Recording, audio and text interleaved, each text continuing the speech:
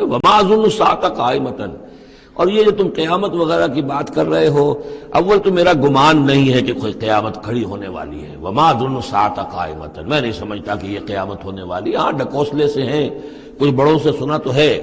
اور یہ کہ وَلَئِن رُدِدتُّ إِلَىٰ رَبِّی، اگر مجھے لوٹا ہی دیا گیا اپنے رب کے پاس، لَأَجِدَنَّ خَيْرًا مِنْهَا مُنْقَلَبًا، تو مجھے وہاں لازماً ملے گا بہت بہتر لوٹ کر۔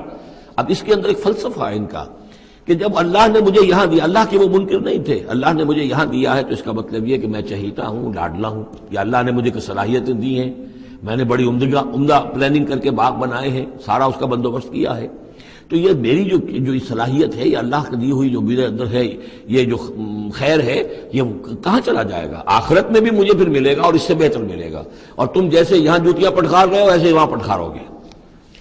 وَلَئِن رُدِدتُّ إِلَىٰ رَبِّی، اگر بالفرض ہو ہی گیا ایسا، لوٹا ہی دیا گیا میں اپنے رب کی طرف، لَأَجِدَنَّ خَيْرًا مِنْهَا مُنْقَلَبًا، تو اس سے بھی بہتر مجھے وہاں پر ملے گا۔